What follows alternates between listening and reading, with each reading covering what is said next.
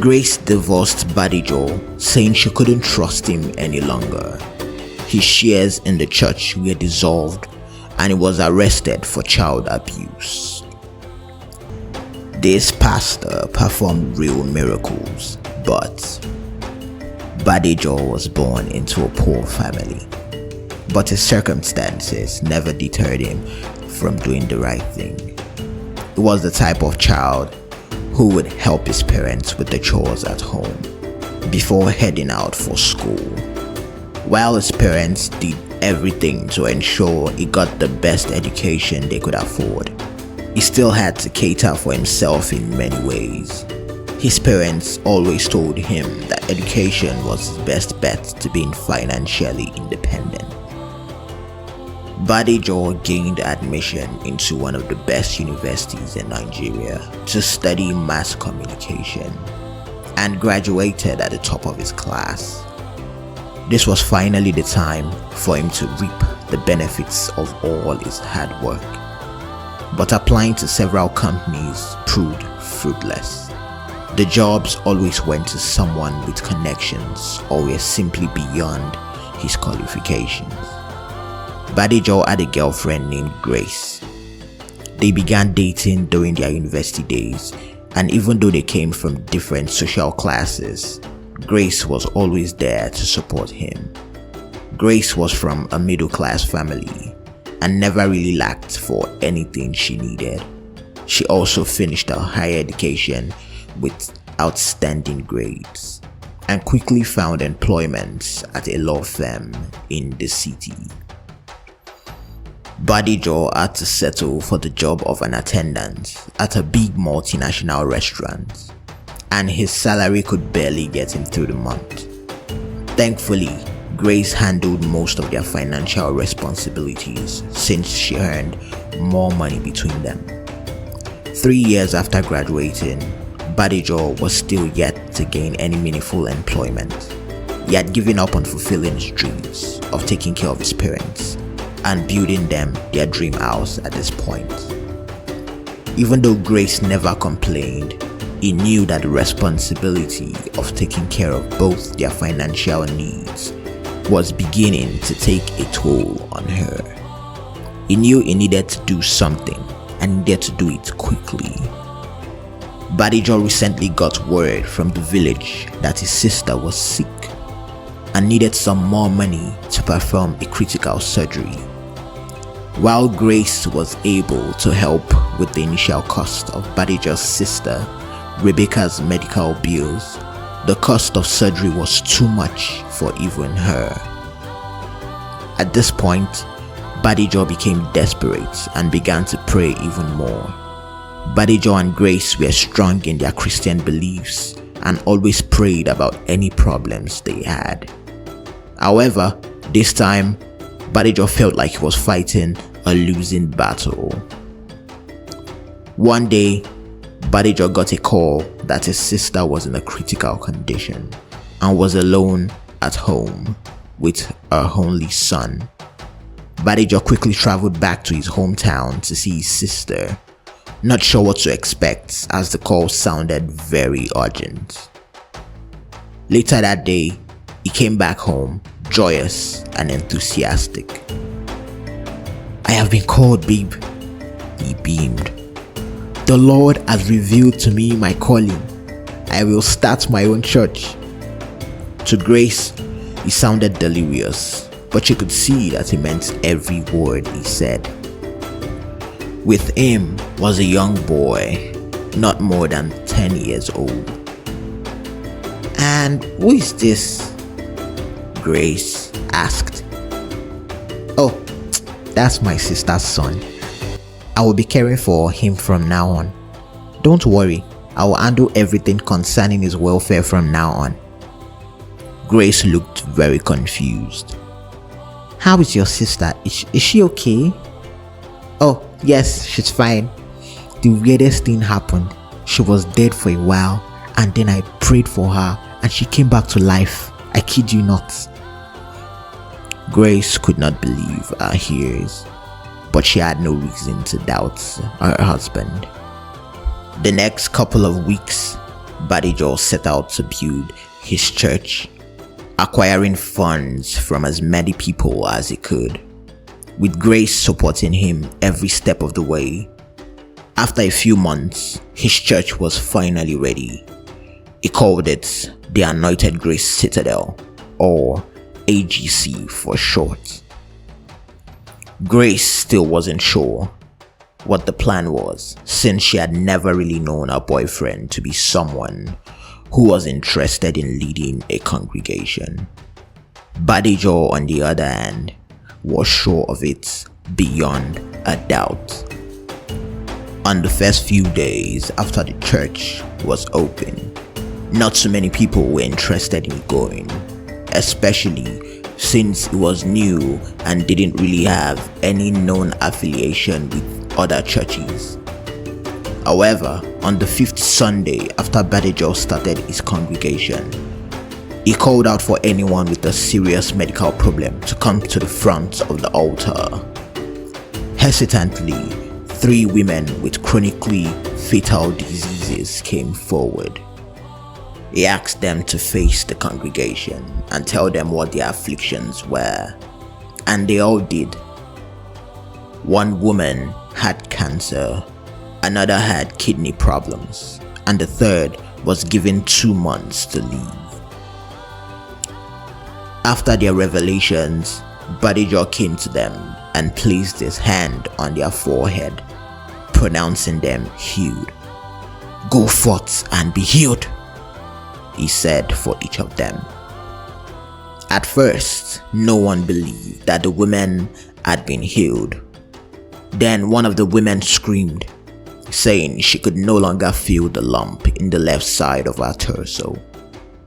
The other 2 women also confessed that they were feeling considerably better as well. However, many people still had doubts. By the next Sunday, the 3 women came back to church to give their testimonies. Everyone was shocked. Pastor Badejo, as he was now called, simply said, "Hallelujah." Grace was surprised, but was now convinced without a doubt that her husband was definitely called to service. It didn't take long before AGC started becoming full every Sunday, and it didn't take long before Pastor Badejo opened up a new branch that was regarded as one of the largest locations for a congregation ever in Nigeria. AGC quickly became the biggest church in Nigeria, and with it, Pastor Badejo and his now wife Grace became the richest pastor couples in Nigeria. While everything went smoothly for Pastor Badejo's church all around the world, there was something a little sinister going on behind the scenes. Every Saturday, the day before Sunday service, Pastor Badejo would go into a room to pray with his sister's son, and they would stay locked up in the room for hours. Grace always wondered why Badejo's nephew Bamise always came out crying, but Badejo always assured her that it was because he always felt their prayer sessions so deeply. If you have enjoyed the story so far, remember to like this video and subscribe to this channel.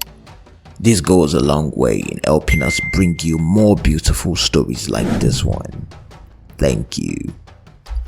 This continued for years until Bamise became an adult and demanded that he wanted to leave the house and no longer live with the Badejos. Grace thought that it was a wonderful idea and gave her blessings. Pastor Badejo, on the other hand, did not accept and demanded that Bamise continue to live with them, saying, "What is the point of you going to live with someone else when we have a big house?" It became a huge fight, and one Saturday, Bamise ran away from home. The next Sunday, Pastor Badejo was frantic and couldn't lead the service. Instead, he had another pastor filling for him. For 5 Sundays in a row, Pastor Badejo simply prayed but didn't perform any miracle.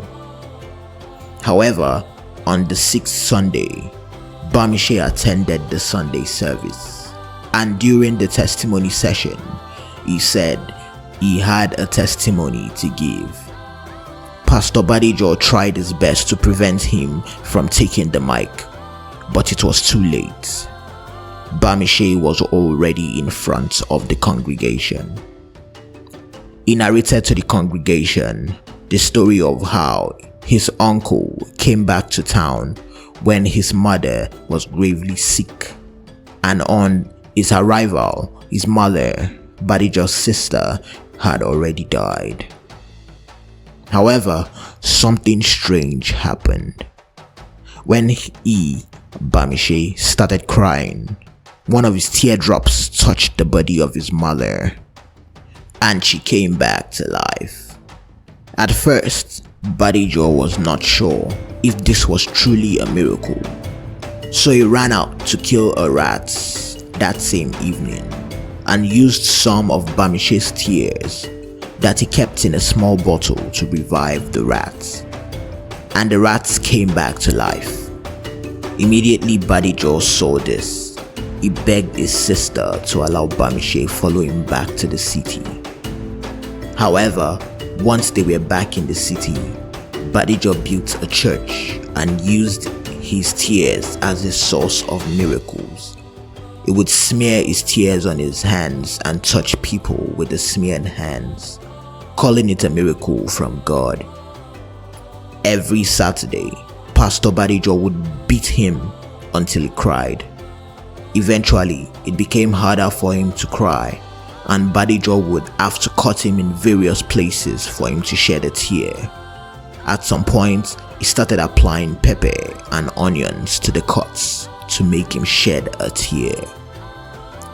Even when he told his uncle that he was constantly in pain and had realized that he could perform those miracles without the tears, his uncle never believed. This is why he decided to run away. He concluded by saying that his uncle was a fraudulent pastor. The whole congregation was amazed. To prove his point, Bamishe went to meet a cripple that had been on a wheelchair throughout their life and told the person to stand and walk after touching the person, and the person did. The whole congregation yelled in amazement. Badejo, however, was told to do the same to someone else, but couldn't. Badejo was stripped of his title as head pastor and kicked out of his own church. Bamishe became the new head pastor and led the church for many more years, growing it by tenfold. Grace divorced Badejo, saying she couldn't trust him any longer. His shares in the church were dissolved and he was arrested for child abuse. This story is a cautionary tale concerning our blind beliefs in false prophets and pastors. It goes to show that sometimes seeing is not believing. And while the miracles might be real, the source of power behind them can be more sinister. The end. We hope you enjoyed the story you just watched. Please subscribe to our channel and like this video, as it helps us create more videos like this for you to enjoy. Thank you.